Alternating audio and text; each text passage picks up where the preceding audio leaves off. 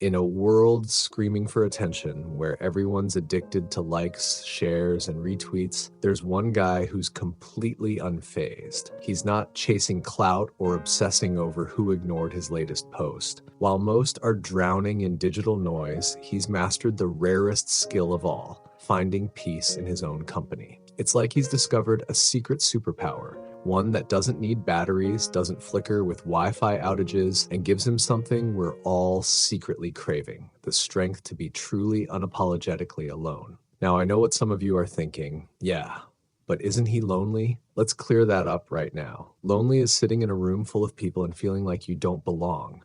It's needing others to validate your existence because you're too scared to look inward. This guy, he's in a different league. He's playing a game where the rules are written by him, and he's winning every damn day. He's not avoiding people. He's just choosing them carefully. Big difference. Ever notice how society paints the picture? The guy who enjoys his own company is often portrayed like some kind of weirdo. Probably has a collection of exotic spiders or talks to plants, right? Wrong. That guy might just be onto something.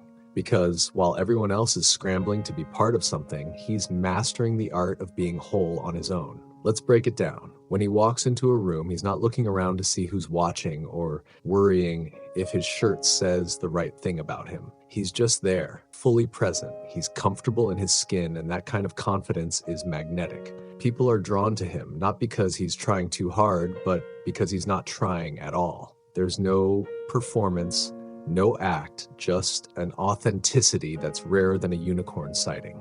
And here's a curveball. When he does decide to step into social circles, he's doing it on his own terms. He's not there because he's afraid of missing out or because he's desperate for attention. He's there because he's chosen to be, and that makes his presence all the more valuable.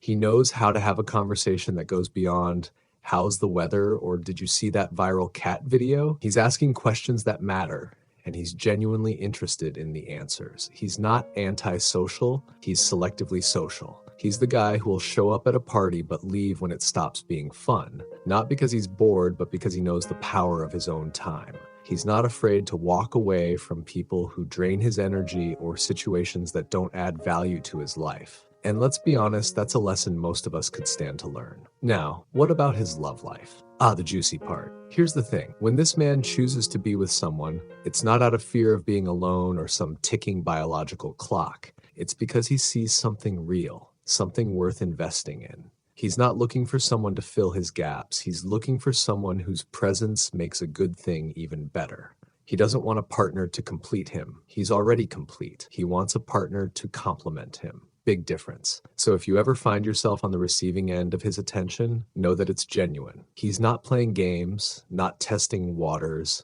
not half in, half out. He's there because he sees value in you, and that's a compliment you don't take lightly. This is not the guy who'll ghost you or leave you guessing. He's straightforward because he doesn't have time for anything less. Life's too short for ambiguity and half-truths. But remember this. Just because he values solitude doesn't mean he's not open to connection. He just has a high bar for what that connection should look like. He's not about to settle for convenience over compatibility. So if you're looking to impress him, don't show up with pretense or a laundry list of social achievements. Show up as yourself, raw, real, unfiltered. Because the truth is, if you're fortunate enough to catch his eye, it's not because you were the loudest voice in the room or the most popular on social media. It's because he saw something in you that's rare, a genuine soul in a world of masks.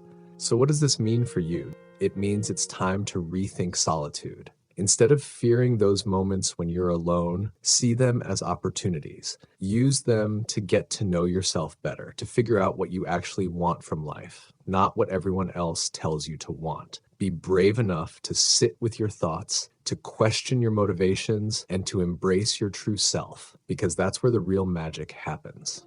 If there's one thing to take away, it's this. Solitude isn't a curse. It's a blessing. It's the time you get to spend with the most important person in your life, you.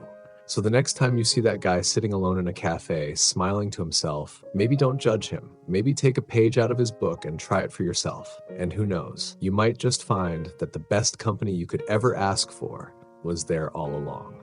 If you're ready to embrace this newfound perspective, hang tight. We're just getting started on this journey of self-discovery, courage, and choosing quality over quantity. Stick around because there's so much more to uncover.